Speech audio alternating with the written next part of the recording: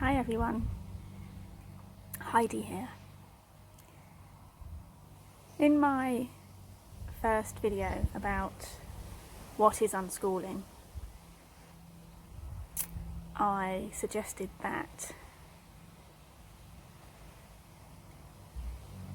unschooling and finding out about unschooling takes time and has many layers, and really encouraging you to keep reading,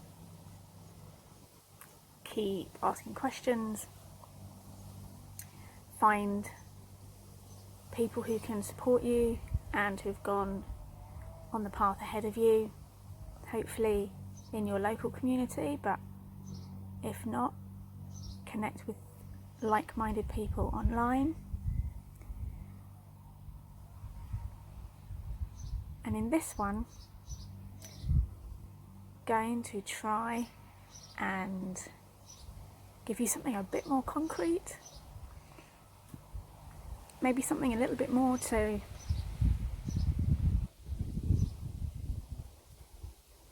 in the way of a definition, but that's not really going to be easy, but we're going to give it a go, because starting out in unschooling can feel a little bit like sitting at sea, and I'd like you to be sitting in a boat, or at least a raft, rather than feeling like you're flailing around in the water, so to speak. So in the first What is Unschooling video, I based it on a quote from Pam Larachia, which said, "Unschooling is living a life without school." And that can feel a little bit void. It's my new word at the moment, void. If you take school out of your life, suddenly you can be left with a great void, because school is a massive, time-consuming element in our family lives. And not only does it occupy the hours from 8:30 to 3:30, it directs our time before that, as we are waking up and preparing to go to school. It can direct our time after that, as we are looking to, or our children are looking to do their homework and their reading journals and their revision, and also all the things that parents do surrounding school in supporting their children and their homework, signing permission slips, making sure they've got the right equipment, clean on the right days, contributing to parent-teacher associations, after-school clubs, fates, special days. Anyway, you get the idea. You've been there, and suddenly can feel like a void when we say that unschooling is living a life without school. So we're literally physically going to take school out of the equation, and not only that, but we're going to take out school-like processes. So we're going to take out curriculum, we're going to take out timetables, we're going to take out schedules, we're going to remove the idea that adults know ultimately better than children,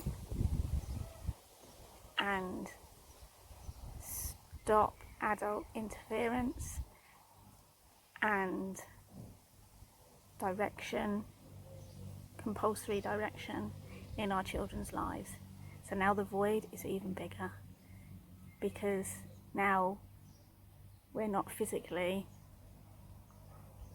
providing those things that we know well and feel comfortable with for our children. Okay, so part 2. What is unschooling? So Joyce Fetterall is an unschooling writer, and she writes, unschooling is not the goal. Okay, education is not the goal of our life. Okay, she writes that living a joyful life is what we should be aiming for. Okay, so creating a life that you enjoy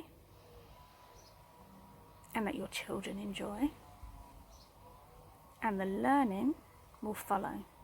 The learning is a natural consequence of living a joyful life. So living and learning go hand in hand.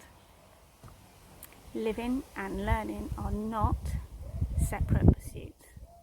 You don't learn between the hours of 9 and 3 and then live the rest of your life separate from that, pursuing your hobbies at weekends, doing the things you like in after school clubs.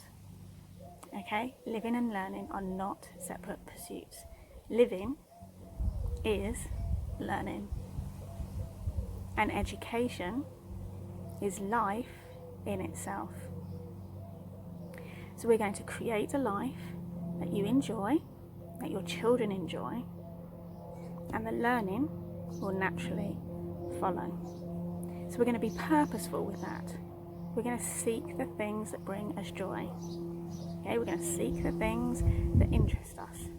We're going to follow our own natural curiosity. We're going to be engaged with the world around us. We're going to start to notice things purposely. Stop when something grabs your attention. Okay? And we're going to ask questions, which is going to lead us to asking more questions, because we're going to answer those questions. We're going to find time to slow down and answer those questions, our own questions and our children's questions. Our children are born learners. We are born learners. We can actively create an environment for this learning to thrive. Okay, we're going to create an environment where this learning can thrive, and that is what we're aiming for. Creating a life that you enjoy, and subsequently an environment in which you live where the learning will naturally follow and naturally thrive.